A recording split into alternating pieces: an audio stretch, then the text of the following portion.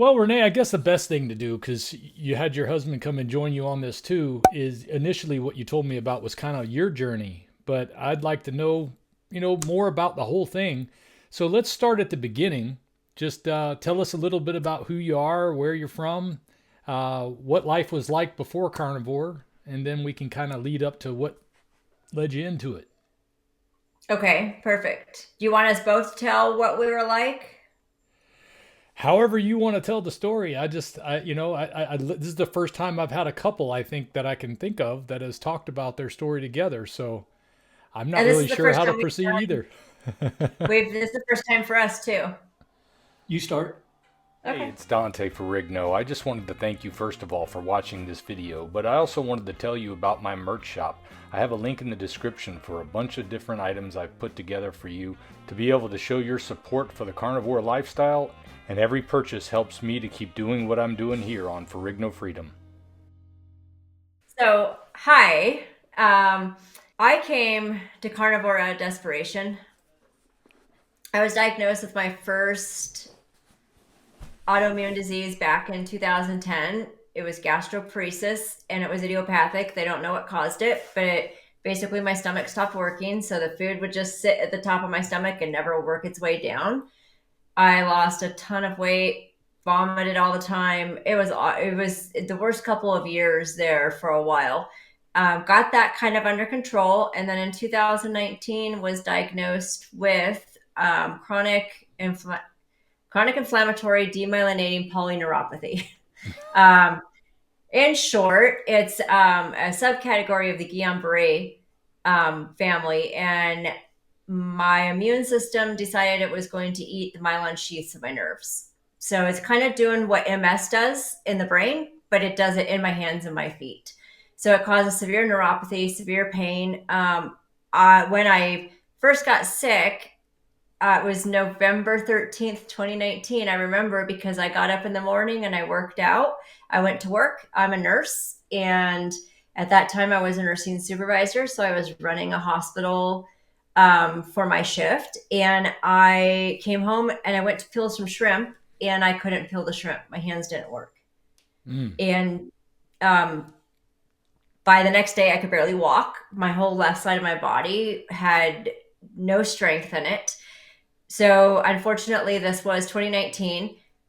Going into the early part of 2020, it took them a couple months to diagnose me, and then COVID hit.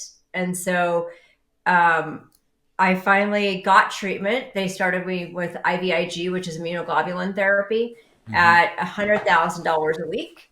Oh. And I went through a couple of those cycles of treatment. It and then I was put on a ton of meds: gabapentin, duloxetine, nortriptyline, all these nerve pain meds. Uh, so it worked for a couple of years, the IVIG, and then I was in the middle of a week long treatment, and I ended up getting atypical meningitis. So my neck and my brain acted like I had meningitis, but it wasn't from a virus or anything. It was just from the treatment. They went ahead and continued my treatment that week with high dose steroids. And then my neurologist said that I had failed that treatment, so I had to stop. So I went to monthly IVIG instead of getting it only when I needed it. And I failed that too. So they put me on rituximab, which is a monoclonal antibody, and it was made for people with lymphoma and it kills their B cells. So I unfortunately didn't have an immune system. That started my whole thing down. How many times have I had COVID? I don't know if I could even count. Wow. And of course, I'm still working at the hospital, so I'm exposed to everything at work as well. And I can tell you that masks did not work. I was very religious at wearing a mask, and I still got crazy sick. In what is like in January of 24, I started having to use a cane to walk. I 24 didn't have enough. Yeah, this year I didn't have this enough year. strength. And before that, I was already falling because I didn't. My left side was so weak that I just didn't have that strength when I went to stand up and stuff. So when we went somewhere, he was always holding my hand, or I was out, and so finally it just got to the point where I had to use a cane. which is very humbling to have to go to work in a hospital using a cane. And our son went into the Space Force, graduated in March, and we went to Texas for his graduation. We were living in Hawaii. I should have said that. So it's a long trip every time we come back to the mainland. And we went to his graduation, came home with COVID. So laying on the couch, dying of COVID, he already feels better. He's gone back to work, and he's on his way out the door one day and says, just watch some carnivore videos. He's like, just learn about it. And we had been vegan. I took him on every single diet in the world, unfortunately, from my gastroparesis diagnosis to carnivore. We had done everything from the Whole30. We did keto. We did vegan, Mediterranean. I know I'm missing some. I made him be vegan for a year. And so, Nate, you survived. Yeah. I'll touch on that in a minute. Okay. We barely survived. So that takes us to carnivore. And I think that day, the first video I got to watch was of Carrie. And he was doing his 9-month check-in. And he was like running all over the place, and he was full of enthusiasm, and he was Carrie. But I was like, wow, if he can make all those changes, what else is out there? So I just continued to go down the rabbit hole of Michaela Peterson and into Dr. Berry and Dr. Chafee, and it just kept going and going and going. By the end of the day, I was convinced that I was going to be a carnivore. I knew it. I texted him like an hour into it, and it was like, if you don't want to do this, then you better tell me now, because I'm already hooked. And so that was like the second week of March, and we started on March 20th. March 20th. So I think that now's a good time. I've given my backstory that you can talk. Okay. Thank you. You're welcome. So let me define a few things. In the beginnings of our relationship, Renee and mine, I was coming from a divorce. I was 145 pounds with that divorce diet, right? The stress made you lose all the weight. And what I ate a lot of meat. Any vegetables that I ate, I drowned in butter. And it always used to upset Renee, because whenever we had our labs drawn, my numbers were better than hers. She's like, how can your numbers be so low? You eat like crap. We got to get you healthy. So we started eating healthier, quote unquote, right? Yeah. That's the first thing. Most people get down that track and they think, I'm going to start eating healthy. And they start looking at the stuff in the grocery store that says health food or snack. What do you call it? Healthy snacks, right. And healthy stuff snacks like that. And it always used to annoy her. She's like, why don't we try vegan or vegetarian? And I point to my mouth. I have incisors. My eyes are at the front of my head. I am a predator. I do not eat meat, or I eat meat. I do not eat vegetables. I eat things that eat vegetables. And she just used to shake her head and roll her eyes at me. And look at her now. But like a good husband. Yeah, I bowed to the inevitable. That saying, happy wife equals a happy life, and I live by it. Towards right before we started carnivore, I had type 2 diabetes. I was taking metformin. I was 212 pounds. Now I'm only 5'7", 5'8". I'm not very tall. 212 pounds. I was closer to round than I was tall.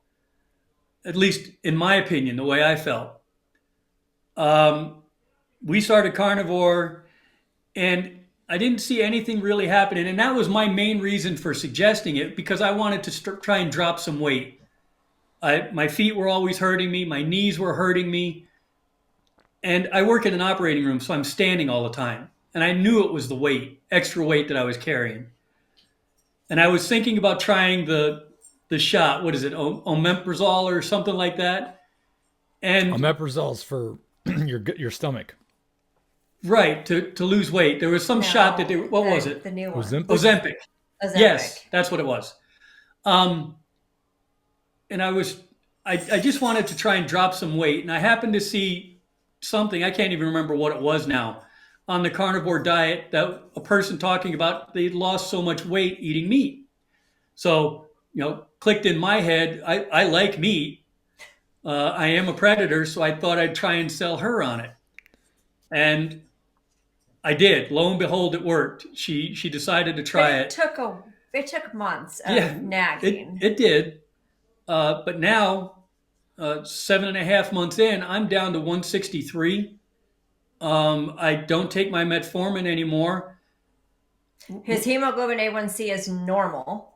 When I wake up in the morning, my feet hit the floor and I'm ready to go. It's not, oh crap, I don't want to get out of bed and face another day, doing the same stuff. I feel good. I don't know about 18 anymore, but I definitely don't feel 60. I'll be 60 in May. And I feel great. Yeah, what tastes better than feeling good? That's that's what it comes down to. I think for a lot of people to really have to realize is that until you feel good, you don't know what you're missing. Yeah, you don't realize how bad you're feeling. Yeah.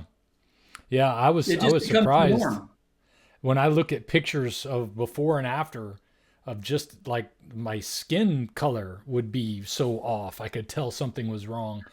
And yeah, being in pain all the time, it really makes it hard to know what life experience would be like until you get rid of it. So what did you exactly you both started Carnivore together. How did you start together? What did you do? What was your plan for getting into this, your first week type of approach? Well, the good thing was we were coming off of keto. We had been keto, so we'd already gone through the keto flu and we'd already done all of that stuff. So unfortunately, I was like, oh, well, let's finish up all the food in the house first. And then about a week into that, I was like, nope, we're just going to get rid of it. So we donated everything to our neighbor across the street and to the food bank. Yeah, we probably got rid of at least $1,000 worth of food. Oh my goodness. I married a prepper, so we have lots of food, lots of canned food, and we were in Hawaii and we had to prepare for hurricanes. So we had lots and lots of food that we needed to get rid of. So, we just went for it. We had one kid living at home at that point, and told him, if you want to eat carbs, you have to cook it yourself. You're only getting meat from us. He was 17 years old, or 18. He had just turned 18. So he knew that we weren't doing it anymore. I baked sourdough bread. Like that was my therapy for being sick for the last 4 years. And so we put him to hibernation in the freezer because that was my starter, because I wasn't going to eat bread anymore. What else do we do? I guess it's about it. And then he learned how to cut up primal cuts of meat from Costco, and we got a food saver and we just went for it. And in the first 60 days, I did only lion diet. I didn't well, you had some bacon. Not the first 60 days. Okay, so for the first 60 days, we only ate beef, water, and salt.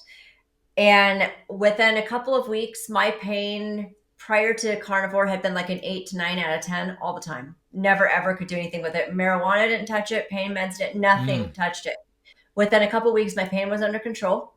We were laying in bed one night and I was like, oh my gosh, my feet aren't burning. And neuropathy pain is the worst pain. I don't even, it's so hard to describe to anybody who doesn't have it. And I'm like in tears, like my feet are not burning. And I decided at that point that if the only thing that came out of this was pain control, then I was going to do it for the rest of my life. That's all. That's it. And let's see. So that was in March. The last time I used my cane was in September. And I'm still my neurologist. I just saw my neurologist and he did all my strength tests, and I'm still weaker on my left side than I am on my right. But I've asked several doctors, including Dr. Berry and Dr. Chafee, and everybody says it's going to take years for the nerves to heal. But the really great news is I had my labs drawn a couple weeks ago, and the antibodies that cause my disease are no longer in my blood. Repeat that last part. The antibodies what? That cause my disease are no longer in my blood. Wow. So my neurologist, I asked him, I was like, so what do you think of that? And he was like, I don't know, but let's go with it. If you feel good, let's go with it. I was really lucky. We actually, in February, I had applied for medical retirement from the hospital because I knew I couldn't work anymore. And I was barely getting out.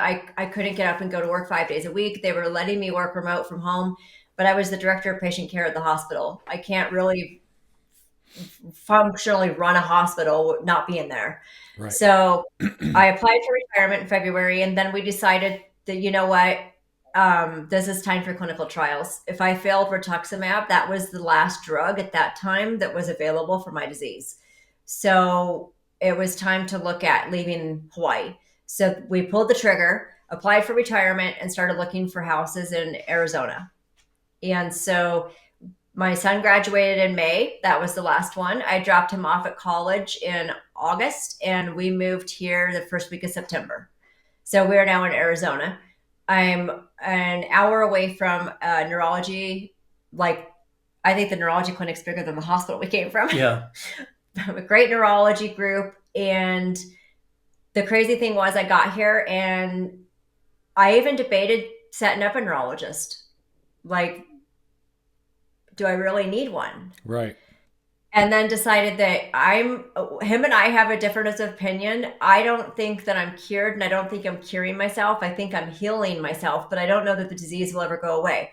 Now, having said that, the lab showed that the antibodies aren't there. So I don't know that it's not gone. But we decided that it was more, we better have a neurologist on standby just in case I did, need to get meds or something. But the first time I met him, he was like, all right, well, let's schedule your rituximab. And I was like, nope. And I said, in fact, can you help me wean off a gabapentin? And so I'm in it's going to take months and months and months to get off the gabapentin, but that's the last med I'm on. I'm off everything else. Isn't it amazing how doctors don't jump at that and say, wait a minute, what happened here? What's different? I mean, this doctor that you said recognized the changes and just kind of said, okay, let's go with it. Well, I told him that I was carnivore and that I was trying to treat my disease with it. And he was really great. He didn't look at me like I grew two heads like my neurologist in Hawaii did. And what surprises me, though, is at that point when he sees that the antibodies are no longer there and that I'm doing better and I'm doing good weaning off a gabapentin, why doesn't he stop and say, wait, let's look at this carnivore a little closer? Yeah. I have a primary care doctor who is a carnivore, and he's great, and he completely 100% supports us, and he knows how to read our labs. He doesn't bother him that our LDL and cholesterol are high. And he 100% thinks that I'm healing myself. And it just, it makes him, he keeps saying, I need to interview you for my channel. He gets giddy like a schoolgirl when she tells him things like, the antibodies are gone. It blows his mind. See, that's what I would expect to see from a doctor if they saw something that didn't match what they expected to see.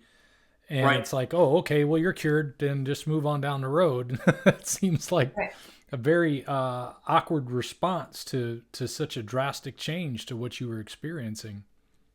Right. And the really sad thing is I'm not worth as much money now to the healthcare industry as I was before I went on carnivore. I mean, my IVIG was $100,000 a week, and my rituximab was $10,000 a treatment. And all of the meds I'm on, I'm almost off of all of them.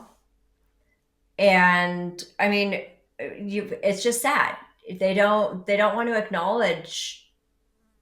As a nurse, I tell everybody, like, I went back to school. I'm going to become a nurse coach in holistic and functional medicine. I'm getting my keto certification. Like, my goal will be to yell. I want to shout scream it from the rooftops. Yeah, just I know the feeling. Everybody I want everybody to know that as a nurse, I completely endorse this. I mean, they've been using keto, high fat keto for years in neurology. My son, when he was 2, who is now 20, he had epilepsy and we couldn't control the seizures. And his neurologist wanted to put him on the keto diet. And at that time, I was scared to death of fat. I had grown up in the 80s. We didn't eat fat. Yep. Don't shake your head at me. We didn't eat fat in my house. I don't even know if I had real butter ever in my life until you. When I was a kid, Mom would trim the fat off of the roast beef and cut it in half for her, half for me. Everyone else ate meat. So we didn't put my kid on keto, and like hindsight is 2020, right? I should have put him on keto because it probably would have controlled his seizures, and he probably wouldn't have had to be on all the meds he was on. But I can't look back, but I can say, like, if the healthcare, if the neurology community has been using keto for 20 plus years, why are we not looking at what it does for other things? Yeah. And all carnivore is like keto on steroids. Mm-hmm. Just get rid of the plant part of it, and you were still keto, and that it gives our bodies a chance to heal. So I have thrown myself completely into functional medicine, and I am astonished at what I'm learning. Well, it's just truly amazing. So you got rid of the cane back in September? Yes. So now you're working at a hospital there in Arizona, or no? Nope. I am going to school full time.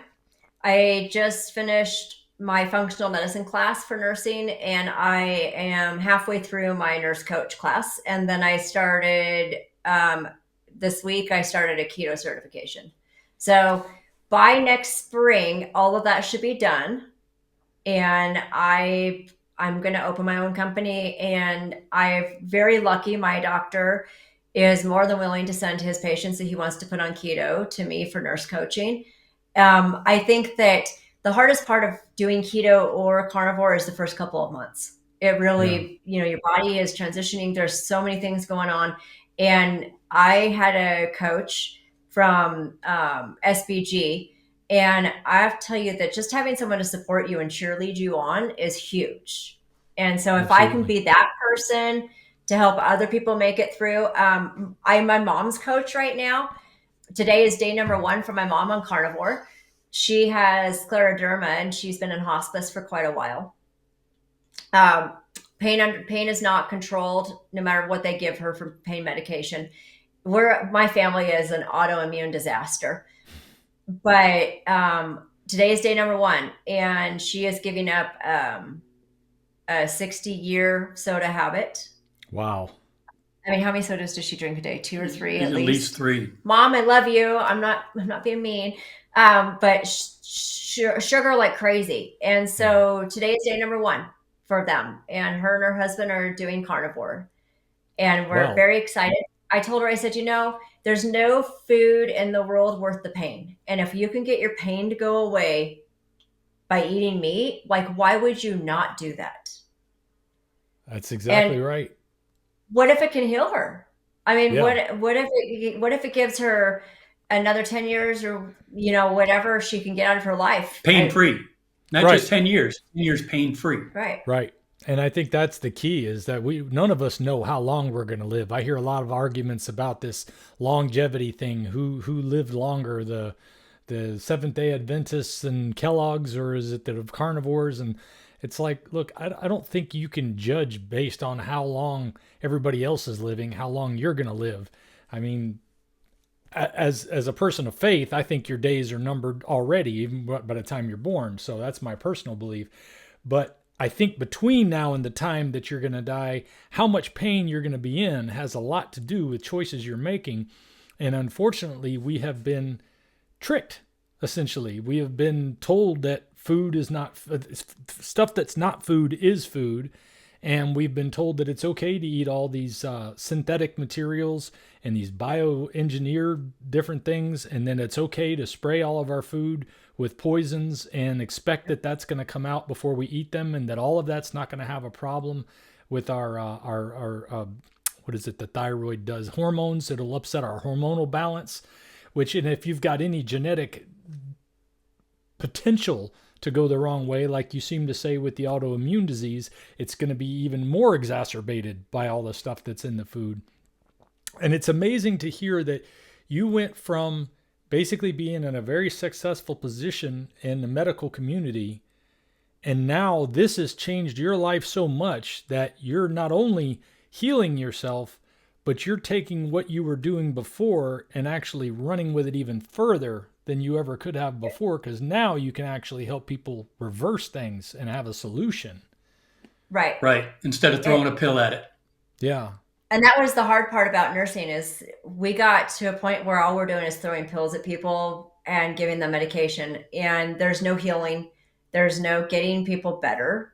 And you're just trying to find them a leveled out place, but it's never at a full level of health.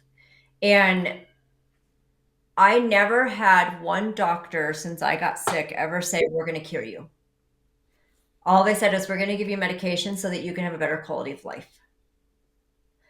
But no one's ever used the word cured. In fact, I asked my neurologist once if I could, what the chances were of getting off gabapentin, because I was so tired of being on it. I take 3,600 milligrams of gabapentin a day. And anybody who's taking gabapentins, most people can't get past like 300 or 600 a day. And I'm at 3,600. So I have not had all that brain fog clear yet, like other people. I mean, I'm 8 months into this carnivore and I have the brain fog still, but I know why. It's because I'm on so much medication still. So I'm down 450 milligrams a day so far. That's what I've been able to wean off. And every 2 weeks, down from 3,600 to that much, or you're down that much from 3,600? That much from 3,600. Okay. So I can take, I come off 150 every 2 weeks. So it's going to take a few months to get to where I need to be. And I'm okay with that because it is what it is. But I want the brain fog to go away. I have always been a really fast thinker. My mind works really good. And I'm just tired of feeling like I'm a little dulled there. But I'm very excited about being able to help people heal instead of giving them medication and telling them, here, take this and then take this because that's going to make you feel yuck. So then you need to take this because both of those are going to make you feel yuck. I mean, that's all we do is just add the medication on. And I know that because I'm a product of that. So it's very exciting to be able to think that the rest of my life is going to be devoted to actually watching people heal and not My wife's sister is a nurse, and that's all I hear is it's just constant battling with the negativity of the fact that it feels like I'm not accomplishing anything with a lot of these people. And the people keep coming all again and again and again. I mean, our hospital is a revolving door for the same patients over and over and over. They come in sick, they get a leg taken off. They go home, they come back in sick again, they get another leg taken off. I mean, it's just, and they're just going home and they're eating the same things they were eating that caused the first time. And he knows he's in the OR. He's the one taking the legs off. Yeah. And it just gets frustrating. Hospitals should be for trauma. We should have a hospital that takes care of trauma and takes care of acute injuries. We shouldn't have a hospital that is now taking care of all these chronic illnesses that why are we not teaching these patients, when you go home, this is really what you need to eat because this is what's going to heal you. And the money's in the chronic illness treatment. I mean, yes, it is. It's repetitive. It's self-generating. So, and then when you combine it with the fact that big food is involved with it too, they're playing their game on one side to make sure that you're fully addicted to things that aren't food. And then you got the hospital on the other side that isn't doing anything about what caused the problem. They're just basically getting you something to stay on a treadmill that's going to last the rest of your life. And their real concern, at least when I say they, I mean whoever is behind saying medicine is the only answer, they don't have any concern of how long somebody's going to live or how good they're going to be, as long as they just keep sending in money, as long as they keep coming back for for their Right. appointments so they can bill Medicare or their insurance or whoever else. It seems to be the only care. But it's people like you that are taking the different road, and people like Dr. Barry and Dr. Baker and so many others who said, I can't stand by and watch people suffer when it doesn't have to happen, and they're coming to me for relieving of that suffering, and I'm not doing anything to solve it. And then he said, Right. like Dr. Barry said, I had to change the way I looked at things and change the way I think about things. And that's, I think, what's exciting about Carnivore altogether is it seems to be making everybody looking at a lot of things different in their life, because Yep. once you start to pull the veil back on what you've been lied to when it comes to everything from cholesterol to how heart disease, or not heart disease, but how cancer is caused by meat and all these other things that we're told. And it's just absolutely not true. And it's been fed to us by people who are supposed to be guiding us in the right direction. So now we got 50 plus years, at least 50 years of strict indoctrination, and it's an uphill battle. It is an uphill battle, but we're making progress. I mean, if people like you and people like the folks who are watching this video and are learning for the first time about something that they have that you were able to cure maybe, or something that you were able to get healing from or a change to, are starting to spread the word. I've had more than enough people tell me that they not only changed their life because of my videos, but they've started making their own videos and now they're out changing lives. So I'm excited to see that. And even what's more exciting is seeing that it's now coming to the public stage with people like RFK Jr. and Casey and Callie Means focusing on the problems that they saw. Casey and Callie Means came from the side of it where Casey Means was a medical doctor and Callie Means was working in the pharmaceutical industry, or the food industry. He was in the food industry. So he was seeing all the secrets from one side. She was seeing kind of all the secrets from the other. And they kind of got together and compared notes and said, this isn't good. Food's killing us. The doctors are killing us. And now we've got some public attention coming to it. I am interested to see where people go with it. I think if we can cut down the ultra processed food and sugar and seed oil, that's going to help everybody. But I've, of course, been using it as a means to encourage people to take another look at carnivore, because carnivore is, for all intents and purposes, it's a miracle what carnivore does for people. I know it's been a miracle for what it's done for me, and I don't think there's been anybody I've spoken to who would say that the changes are anything short of miraculous. So no, and the people who what I have discovered, a lot of people reach out. I've been doing a lot of interviews. I want this out there. I want people to know how amazing this is. And so when people reach out, I find that the biggest reason that carnivore isn't working for them is because they're not sticking to it. The addictions are still there, that sugar addiction, and it's so hard to get over that. Sugar is more addictive than drugs, than any of our drugs. And it's really hard for people to leave that stuff behind. So I think the change is going to happen when insurance companies realize that functional medicine is where they should be paying. I mean, why do insurance companies not pay for functional doctors when a functional doctor is trying to heal you, which would be cheaper for the insurance company, you would think. Once we can get on board with that, where more and more people have functional medicine available, because right now it's only people who can afford to pay out of pocket. And that's very few people. Very few. We're lucky. Our doctor is a regular doctor that works in a regular practice. Our insurance company covers him, even though he's a carnivore, but that's his personal interest, right? So I don't think that. So there's a lot of times in our appointments where he's going to say, now I like my medical license and I plan on keeping it, so I can't tell you to do this, and then he just leaves it there.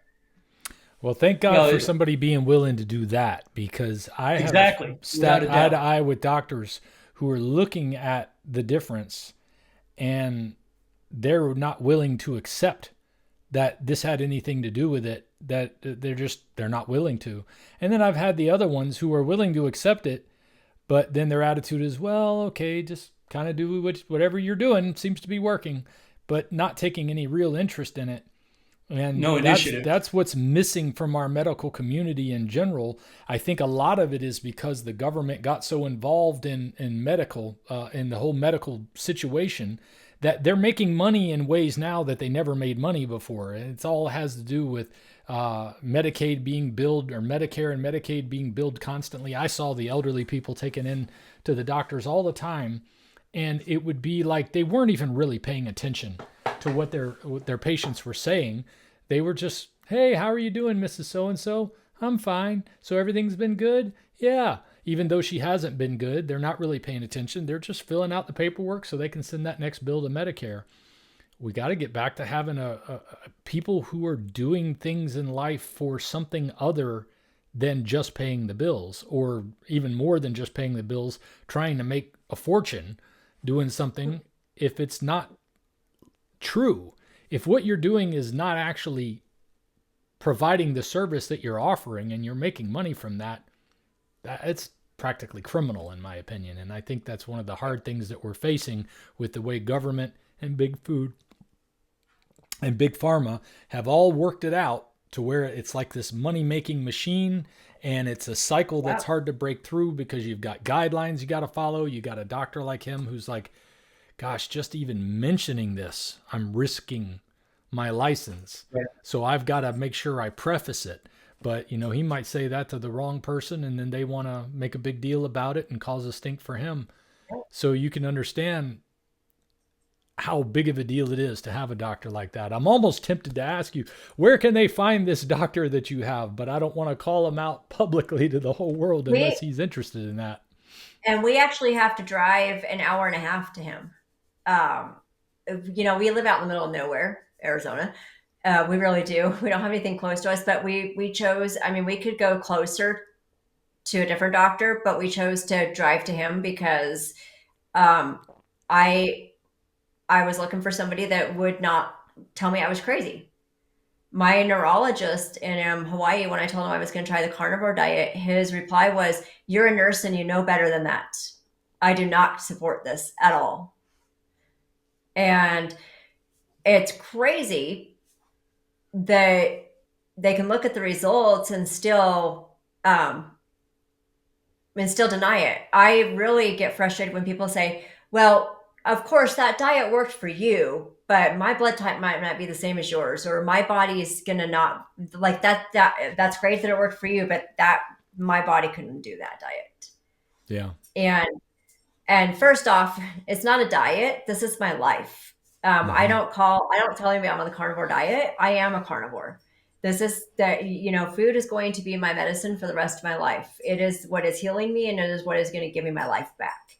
So my favorite hashtag on my Instagram is "one ribeye a day keeps the doctor away." I like that. 2 is even better, right? But it's true. I can't deny it. We just bought our first half a cow.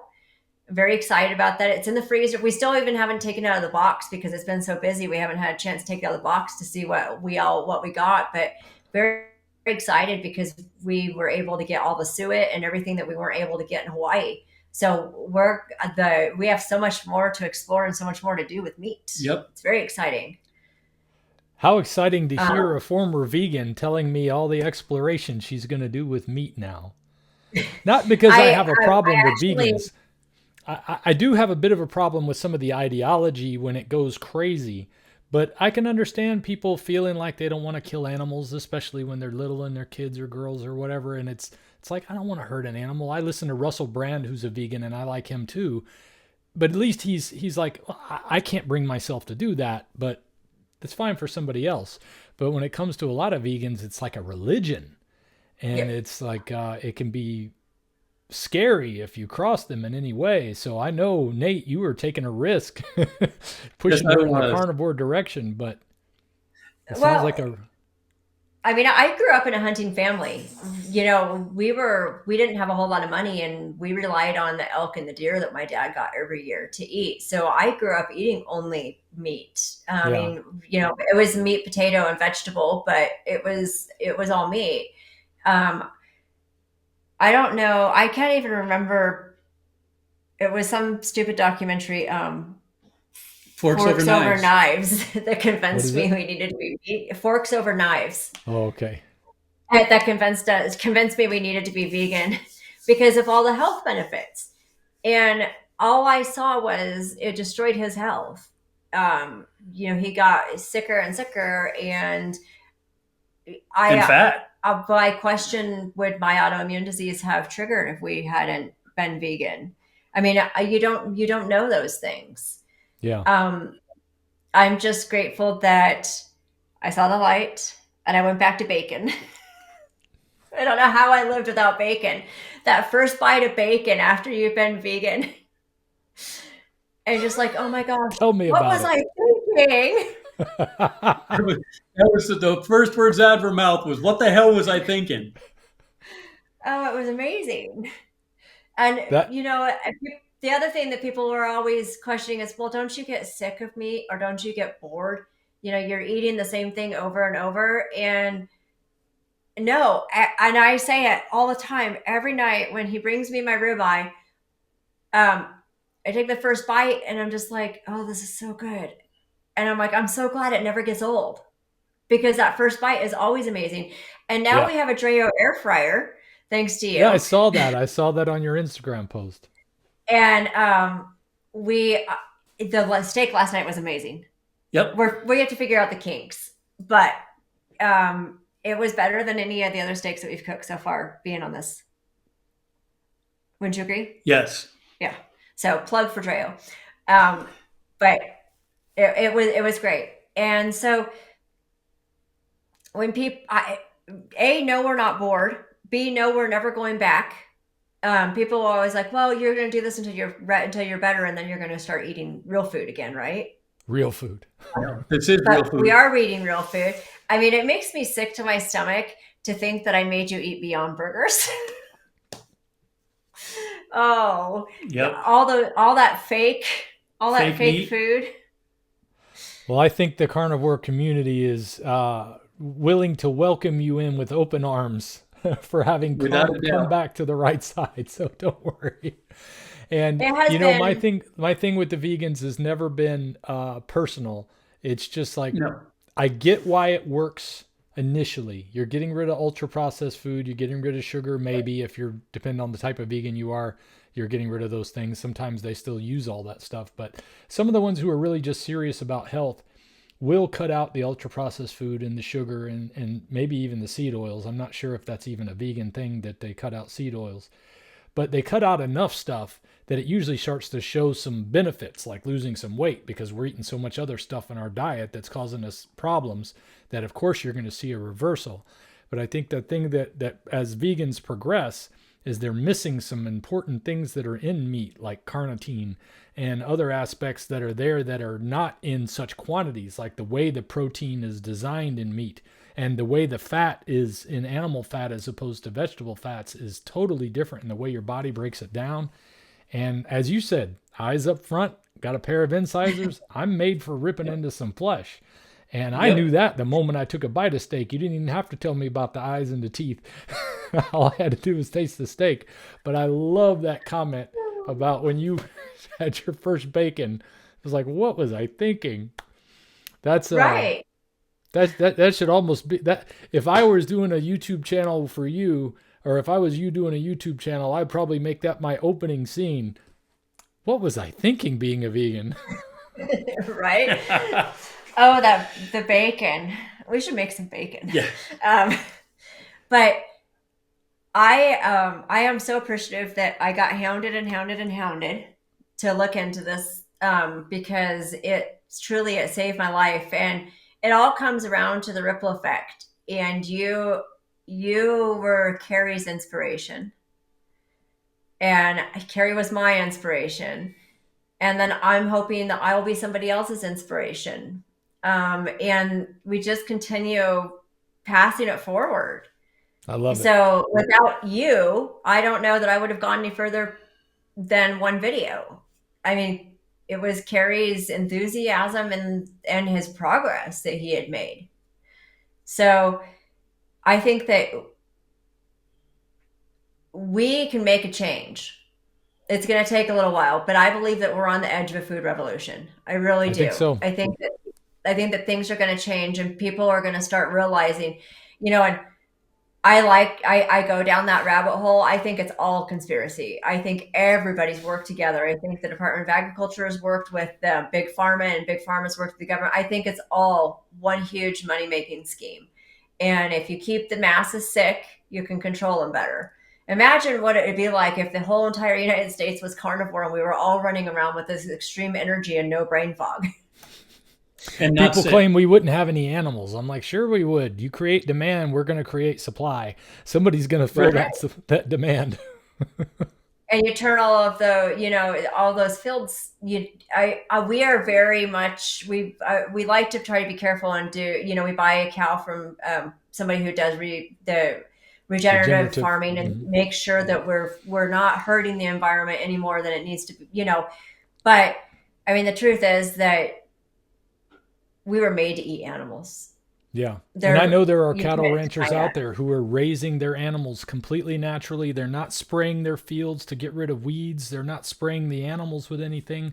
The only time any medicine comes into play if they actually have a sick animal, which doesn't happen too often when they're being fed properly.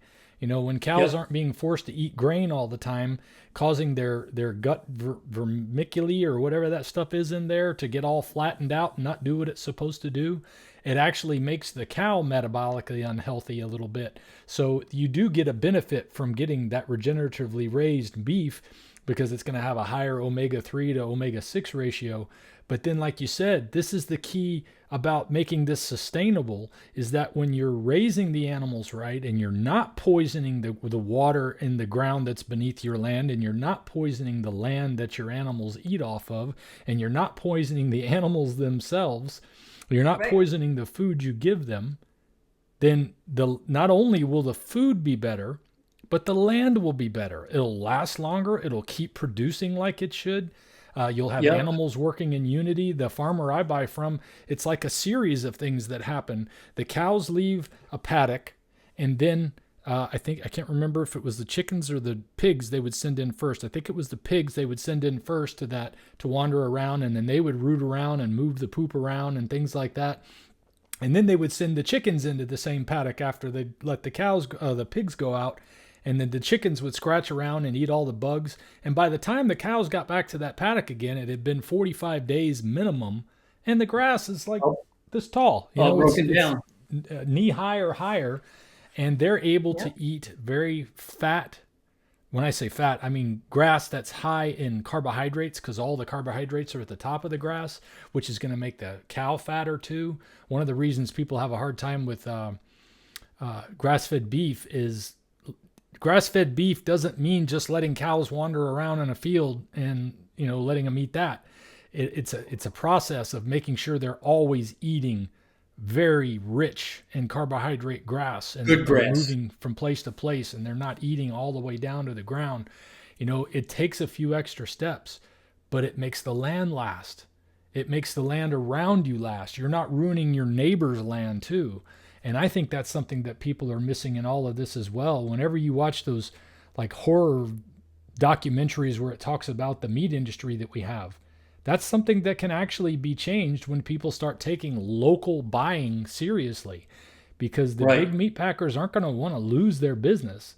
They're going to have to do something to survive, and they're either going to go full in on Beyond Meat, which I think is a road to destruction, or they're going to say, you know what, we need to start selling some meat to people.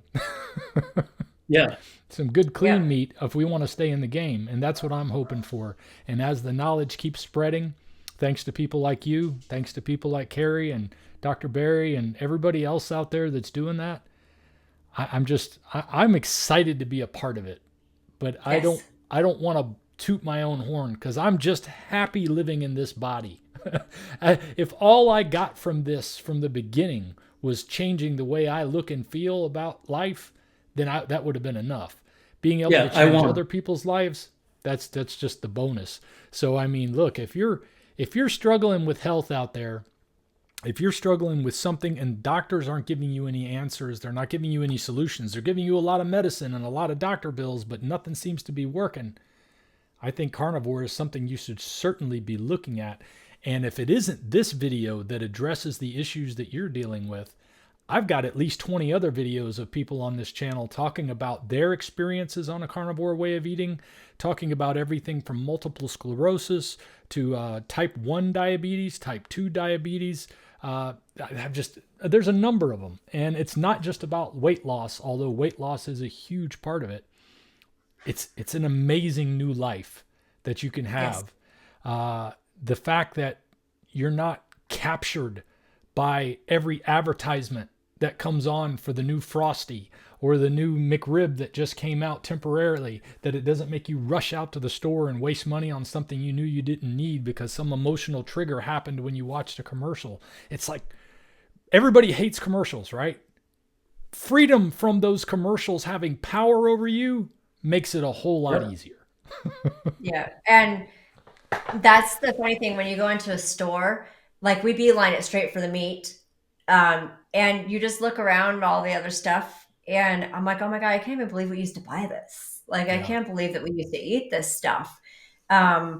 It's really nice to be able to go straight to the meat. And now we don't even have to do that because we have a cow in the fridge or in the freezer. So, we don't have to hit the grocery store very often, just every once in a while for my heavy whipping cream, because I still drink a little coffee. But the other thing that I didn't touch on that was a huge, you're touching people is like your icing on the cake. Mine was my depression and anxiety went away. My depression started at about 12 or 13 years old. And I had a suicidal period in middle school. And then again in my 20s when I was in nursing school. And I have been fighting this depression and anxiety. I was on meds for it. And it went away. It's all gone. I was so scared to fly, like scared to death. I took 2 milligrams of Xanax. If anybody knows, like a normal dose of Xanax is like 0.25 milligrams. I took 2 milligrams of Xanax to get on a plane. It would knock me out, but I would be able to get on a plane and we would be able to go on a trip. When it was our first trip here, to look at houses, and I didn't take any meds. I had been on carnivore for March, April, May, June, 3 months. And I got on a plane without any meds and had 0 panic attacks. And that was huge. It wasn't a big deal. People talk about the carnivore zen. I have that. I live in that carnivore zen. Nothing bothers me anymore. I mean, very seldom do I get anxious about things. When we were moving here, we moved here with 5 animals. And anybody who's moved overseas with 5 animals, it's a lot. My dad and stepmom had to fly out to help us get back to the mainland because of the animals. And they came out a couple of days early. My stepmom kept saying, I don't know why you're not stressed out. Like, I'm stressed out. Like, why are you're just calm. You've got all this stuff going on. Why are you calm? And I'm like, oh no, eat a steak. Because and the old me, it would have been I would have been a mess. I would have been an emotional person before. Yeah, and it's all good. Both of us. Yep. What would you say, Nate? Were you in control of your emotions better now than before? Yes, I would have to say so. For a while there, I was starting to be quick to temper and frustrated easily. And some depression. Yes, and probably depression as well. I feel a lot better now. I'm definitely a lot more level. That's good. Yeah, I know there's even times where I can feel a little defeated or feel like I'm spinning my wheels, struggling with whatever the daily things of life are.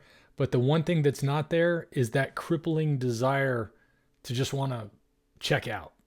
And I'm saying that in a nice way, but I've been in that point in my life where I'm like, this just isn't worth it. I don't want to play it out to the end. If it's going to keep getting this bad, I'd rather just be done with it. And that's gone. I thank God that's gone, because that was an awful way to live. It doesn't mean there's not going to be stresses in life afterward, but I can handle those stressors now a whole lot better thanks to getting all that poison out of my system. I was at that point in my disease. I think I did really well for the first 4 years. Yep. And then I got to the point where the pain was just so bad and I couldn't control it.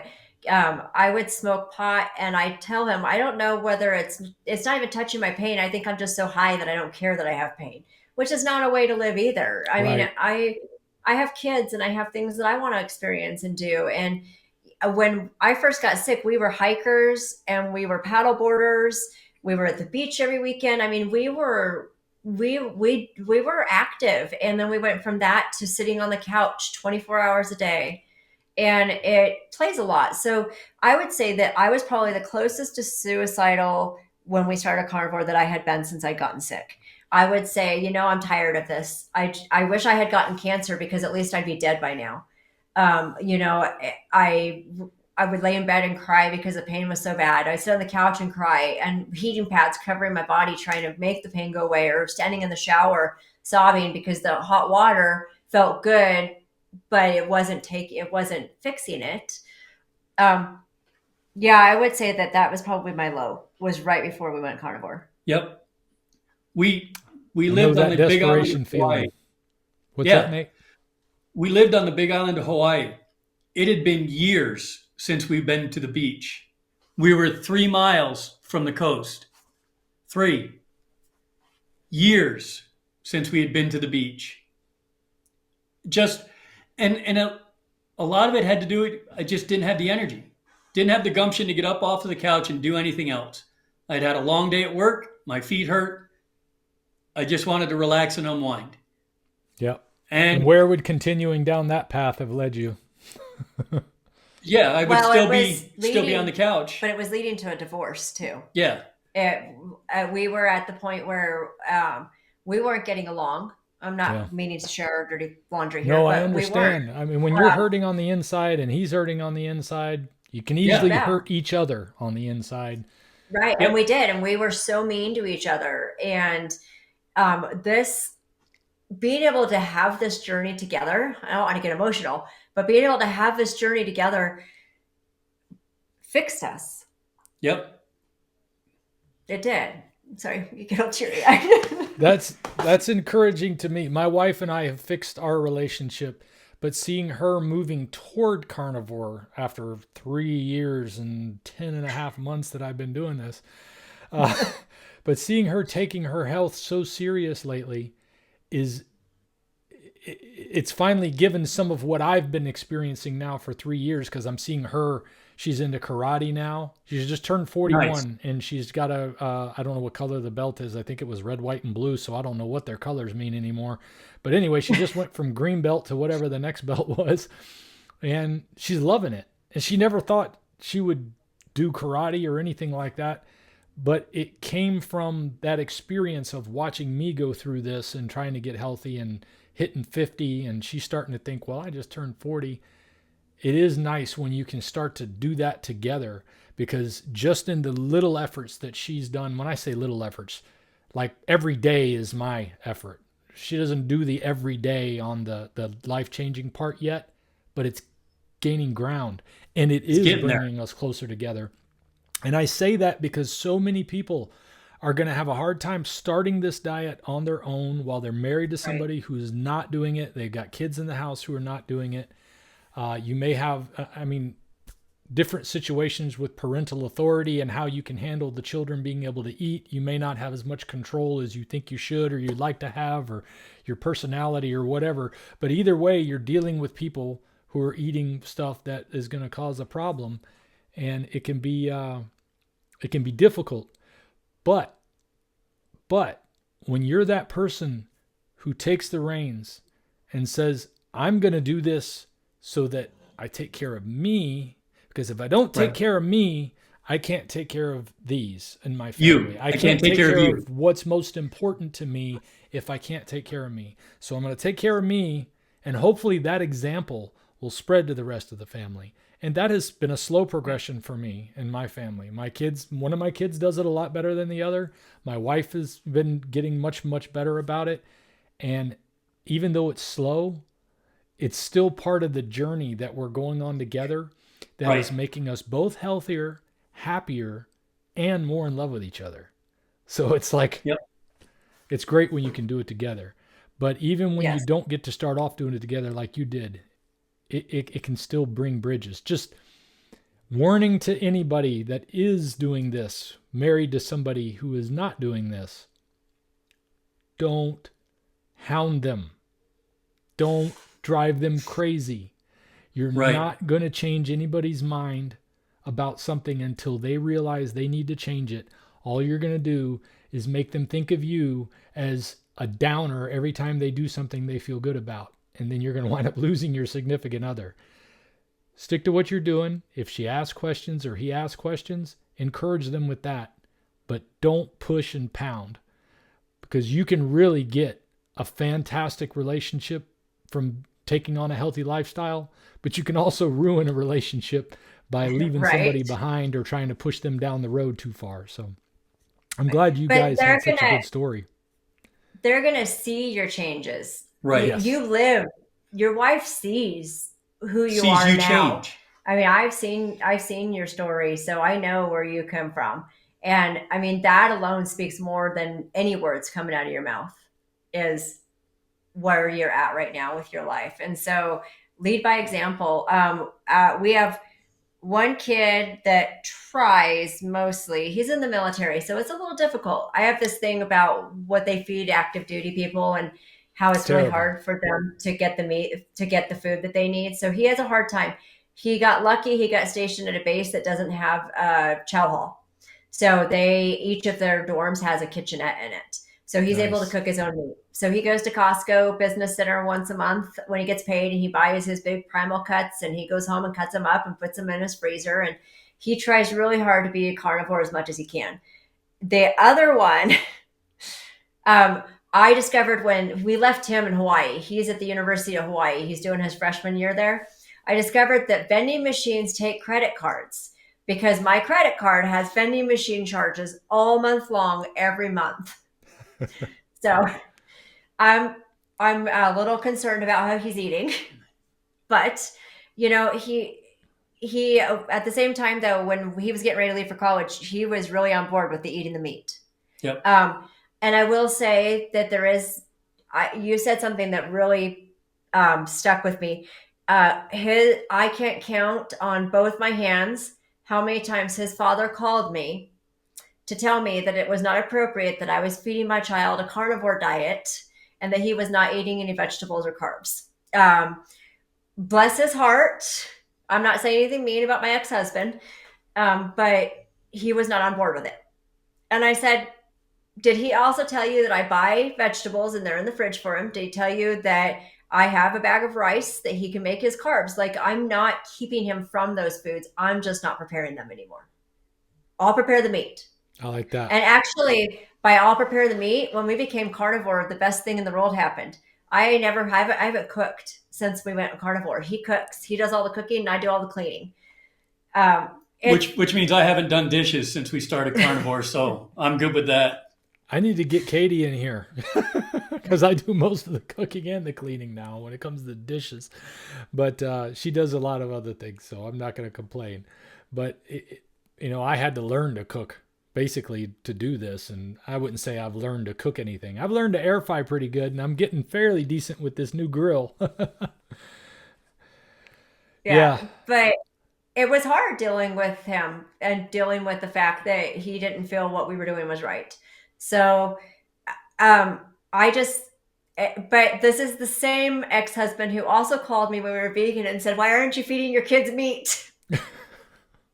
Yeah. It's hard to please the exes. So I think that what I try to tell people is, if you won't make the move to carnivore, at least make the move to a high-fat keto diet. Get rid of the seed oils, get rid of the sugar, and get rid of the processed food. And if, and so my ultimate goal, I don't need to coach just carnivores. I have no problem coaching high-fat keto. But it's the other stuff that's killing us. What was it? We were watching a video one day and found out that Crisco was originally made in Europe Germany. in Germany to It's to gear. It was Industrial grease for the lubricant. gears on their tank tracks. Industrial lubricant. and, Yeah. and that's what I was baking with for. Yeah. I mean, like, it's astonishing that we were eating things that weren't meant to go in our mouths, and Yeah. they weren't meant to be in our bodies. And I can't imagine the inflammation. And the more I learn about the body, our entire health starts in our gut. Our gut is the predominant place where everything happens. And Even if up you here. don't get your gut under control, nothing else and nothing else. Dr. Eid, I love her book. About changing your diet changes your mind.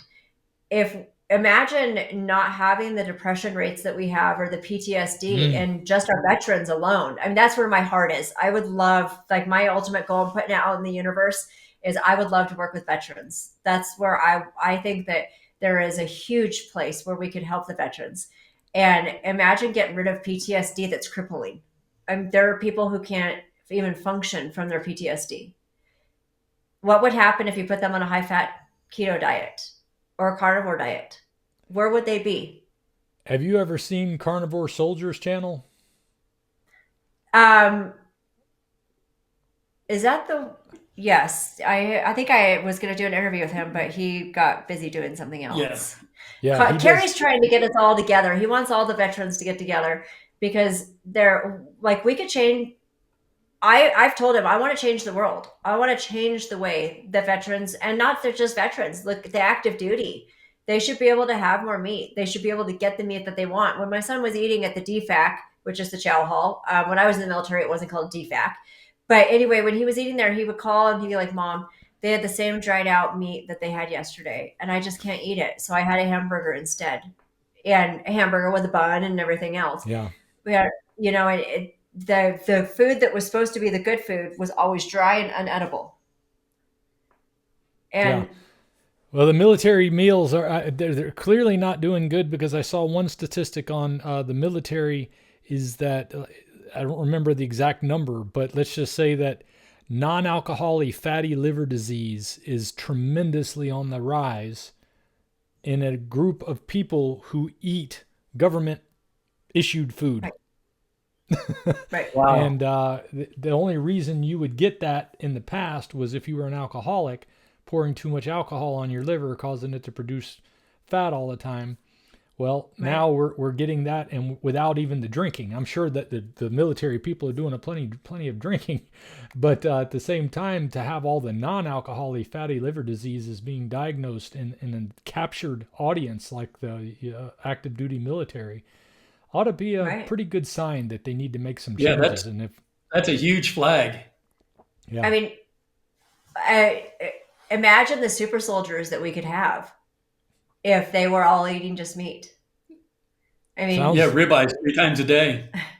Sounds too good to be true.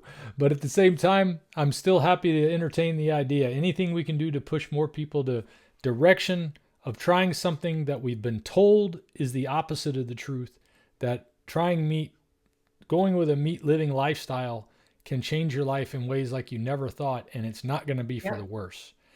So if you guys had one last thing to leave with my audience today, what would you like it to be? What do they need to take home? You go first. What is 90 days in your life? Like, truly, 60 to 90 days, that's all you got to give it to try carnivore. That is such a small part of your life, and no food that you put in your mouth is worth the health risks that the disease that I have. I would never ever eat another piece of sugar or anything else ever again. If it, I won't, because how do I know that it's not going to cause all this pain to come back and stuff? But what I tell everybody, and I tell my mom, what is 60 days? Like, truly, what is 60 days? It is so small. It's such a small part of your life. Give it 60 days and see what you feel like, because I guarantee you're not going to go back. So. And for me, I've got 2 of them, actually. Okay. One is, to all of the viewers, make sure your why is good enough. I heard Renee say it. She was talking to either Becca or Carrie on an interview, and she said, "My why is that meat is going to heal me. Meat is not just fuel for me. Meat is my medicine. It's keeping me alive."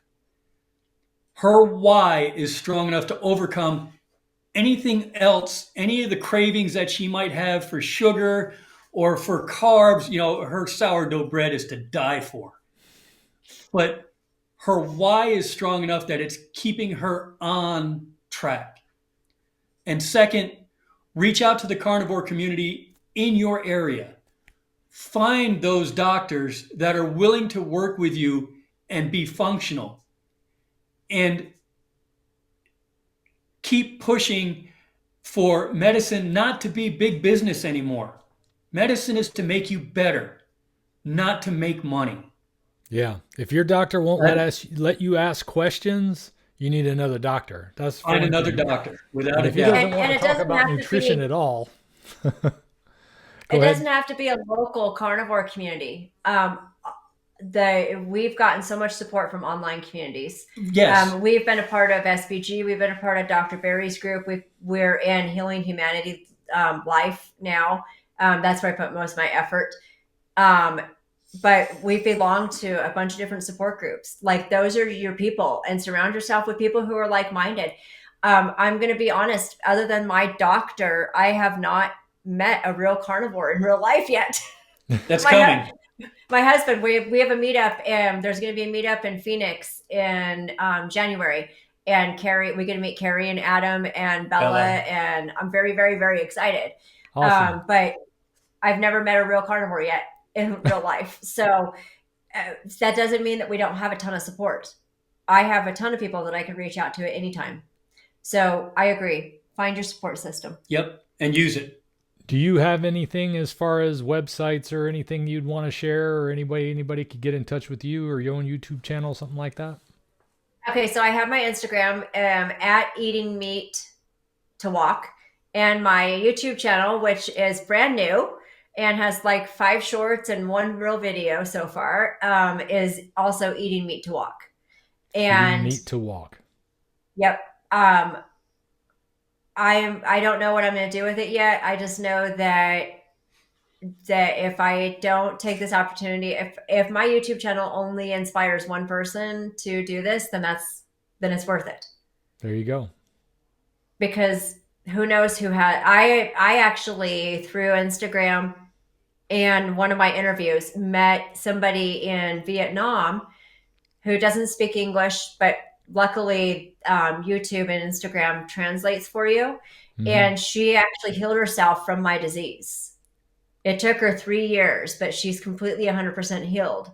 So meeting her and being able to talk to her and find out that she had exactly what I have, and that it took 3 years and she is 100% normal now. It gives you hope.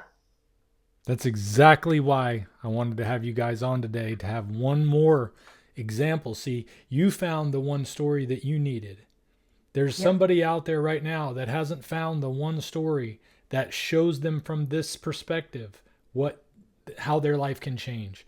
Once people see that there is a light at the end of the tunnel, if I just go this route, I think more and more people are going to start to do it. So thank you guys so much for coming on and sharing your story with the world here on my channel. I'm glad you're getting it out there on with Homestead How and on your own channel now too, because the more voices we got spreading the word, the more people are going to hear about it, and eventually more and more people are going to start doing it. I know there's a fear that the meat prices are going to skyrocket if everybody decides to get on it, but I think the market is going to respond eventually, and it's going to respond with, hey, there's money to be made here. Somebody's going to get into it doing it the right way. I don't have a problem with people making money. I just have a problem with people lying to make money, and there's a lot of that going on these days. And there's a lot of that in the world. Yeah, if we can curtail some of that, we'll all be a lot happier. And if we can definitely do that in the healthcare area, the food care area of our lives, I mean, what are the 2 most important things that we have? Our health and what we eat to keep our health. I mean, if we cut either one of those things out, we're dead. So it's good that we're making these gains, and I'm just thankful to have you here to share your story, because it might have helped one more person just now. Yeah. So thank Thank you you so for much for having coming us. on. And thank you Thank folks you for so coming and much. joining us today. I'm going to let Nate and Renee say the final words here to say goodbye. But for me, I appreciate you guys being here, and I thank Nate and Renee for being here to share their story. Go ahead. Bye, you guys. Come and check us out at Eating Meat to Walk. Aloha. Awesome. All right, guys. Hang around for a second, and I'm going to end it here. Thank you, folks, for joining us. If we pay extra, could we maybe get some grease or fat? Getting back to nature. Something Katie and I like to do when we get a chance is to go out camping or just to go out into the wild. And we also like to prepare for the worst. And the ITEAL portable water filtration system allows us to be able to do both. With its double activated carbon and reverse osmosis membranes, it can remove bacteria, viruses, parasites, heavy metals, pesticides, polyvinyl chloride, PFAs, and more. It has dual hoses, one for wash water and one for drinking water. You can always spot the one for drinking water has got the little white tip on the end, and it comes out clean as a whistle. Separate your hoses into 2 separate bottles, and you've got a way to have your wash water and your drinking water ready to go at all times. Thanks to its built-in 6,000 milliamp hour backup batteries that are rechargeable, it takes 3 hours to fully charge it, and it can purify a maximum of 9 gallons of water at a time. This is equivalent to meeting the water needs of 13 adults when they live in the outdoors for one day. Pair this device with ITEAL's 100-watt portable solar panel and a few extra filters, and you could stay in the wild almost indefinitely. Katie and I are very comforted by the idea that we can have clean water anytime thanks to the ITEAL water purification system. Just tastes clean to me. It tastes like water. Well, obviously it tastes like water. It doesn't taste like swamp water, I guess. Tastes good. This is good to have as an emergency backup or just to have on camping trips. I love this thing. I think this thing is awesome. And if you use my link in the description with my coupon code, you'll save $40 off this must-have device. I love it, Katie loves it, and I know you'll love it too.